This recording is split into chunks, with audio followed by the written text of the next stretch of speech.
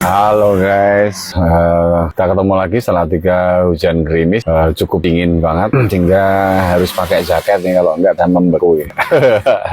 Oke, kali ini sengaja kita bahas ya, prinsip hukum yang berkeadilan itu harus memenuhi 3 aspek, yaitu 1, legitimasi hukum, 2, legitimasi etik, yang ketiga adalah legitimasi sosial. Nah, sekarang kita analogikan pada situasi terakhir yang terjadi pada bangsa ini. Putusan MK nomor 90 akhirnya kan gugatan soal ambang batas usia minimal cawapres yang harusnya 40 tahun akhirnya dirubah dengan menambahkan norma baru, yaitu usia minimal cawapres 40 tahun, pernah atau sedang menjabat kepala daerah, hasil pemilu kada, dan sebagainya. Oke, pada satu kasus ini kita bahas. Jadi aspek legitimasi hukumnya apakah sudah terpenuhi?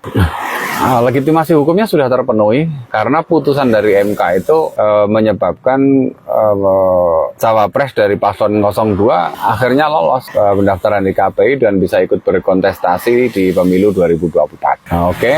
It's okay. Meskipun di situ ada sedikit kontroversial.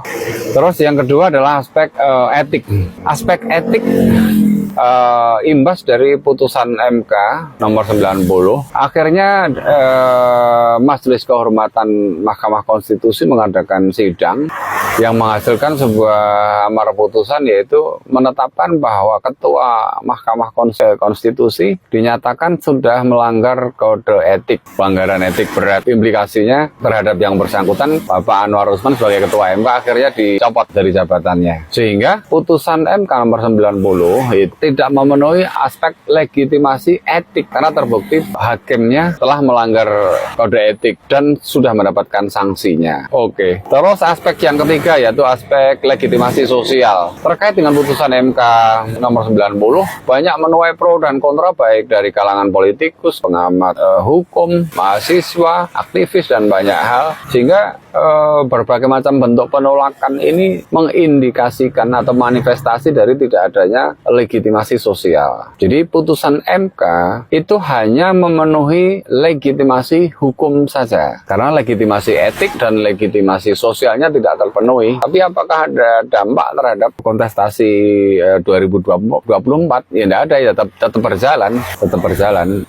Sehingga paslon nomor 2 cawapresnya bisa ikut kontestasi di pemilu 2024. Hanya dari analogi yang tadi sudah kita bahas, kita sampaikan, ibarat 3 kaki, 2 kaki yang lain sudah tumbang, hanya tinggal 1 kaki, sehingga jalannya kan tertatih-tatih harus melompat. Nah, idealnya ke depan mudah-mudahan ini bisa menjadi sebuah pelajaran yang berharga. Ketika sebuah putusan hukum dibuat, hendaknya mempertimbangkan 3 aspek tersebut, yaitu aspek legitimasi hukum, legitimasi etik, dan legitimasi sosial, supaya hukum itu menjadi berkeadilan. Oke, kira-kira seperti itu yang bisa saya sampaikan. Terima kasih. Salam umat.